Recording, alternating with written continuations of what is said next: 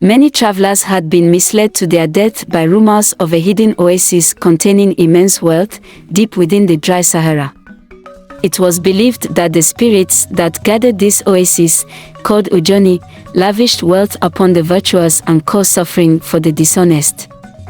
The beautiful and sly daughter of a local merchant, Oma had always been enthralled by stories of Ujoni. Oma's curiosity became an obsession when Ansa, a mysterious and attractive stranger, showed up in her community and claimed to know where the oasis was. Oma's yearning was stoked by Ansa's menacing smile and piercing eyes, and she soon found herself involved in a passionate affair. Accompanied by a small caravan of obedient but apprehensive servants, Oma and Ansa embarked on a treacherous quest to locate Ujoni.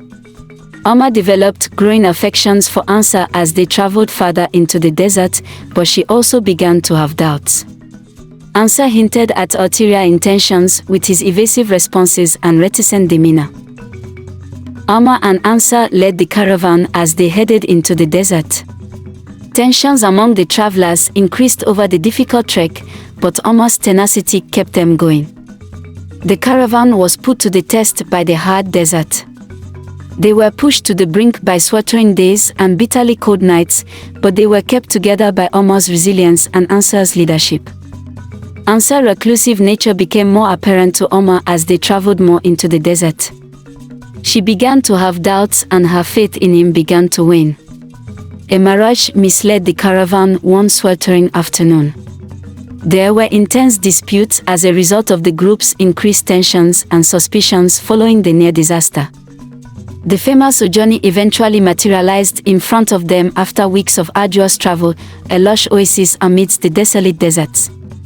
Their emotions and hope were buoyed by the sight. It was a beautiful first night in Ujoni. The caravan erupted in laughter and excitement upon their arrival, but Oma couldn't get rid of the uneasy feeling she had. Oma learned that Ansa was actually a disgraced prince who was trying to use Ujoni's wealth to retake his throne. Broken-hearted, she went up to him and demanded to know the truth. Ansa acknowledged his intentions, but he maintained that he truly loved Oma. Oma grappled with her feelings and the ramifications of Ansa's goals, torn between love and betrayal. Enticed by Ansa's promises of money, one of Oma's servants turned on her. In order to lessen Oma's power, the servant surreptitiously contaminated the oasis's water supplies. Revealed fear and sickness swept through the camp as the tainted water spread. Idris seized the opportunity to establish his authority and proclaimed himself the monarch of Ujoni. In an attempt to subjugate Oma, Ansa put her in prison. Desperate to rescue her people and get back, Oma, imprisoned, planned her escape. Adwa, a devoted servant who had consistently supported Oma, proved to be an ally. They came up with a strategy to reveal Ansa's betrayal and liberate the camp together. The devastation of their oasis infuriated the ancient spirits of Ujoni, who started to stir. Strange things happened, and there were unsettling murmurs in the night. Adwa found a technique to use a rare desert shrub to purify the tainted waters. She and Oma braved the night's perils as they set out to find it under the cover of darkness. Holding the plant, Adwa carried out the healing ceremony, clearing the rivers and giving the camp new life.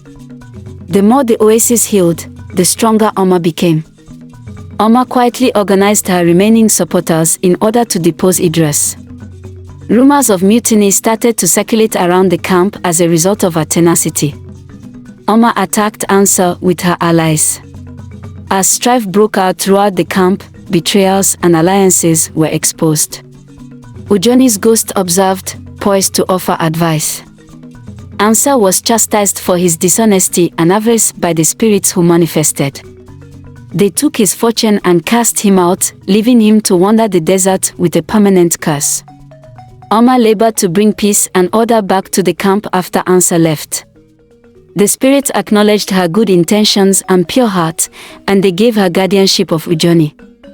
An emerging leader, Oma, became apparent as Ujoni's legitimate leader. She committed to bringing prosperity to Tema and the neighboring communities by using the resources of the oasis, thus realizing the stories. Travel residents carrying the riches of Ujoni, Oma and her caravan set out to return to Tema.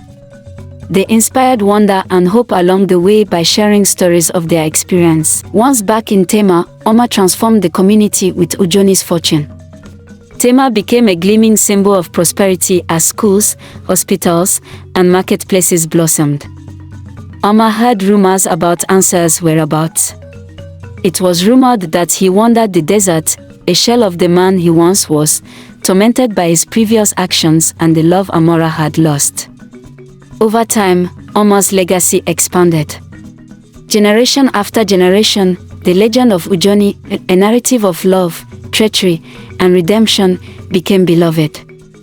Oma would frequently travel to Ujoni as she grew older, taking comfort and tranquility from its enduring beauty. She understood that the actual treasure of the oasis lay not in gold but rather in the strength and purity of the human heart.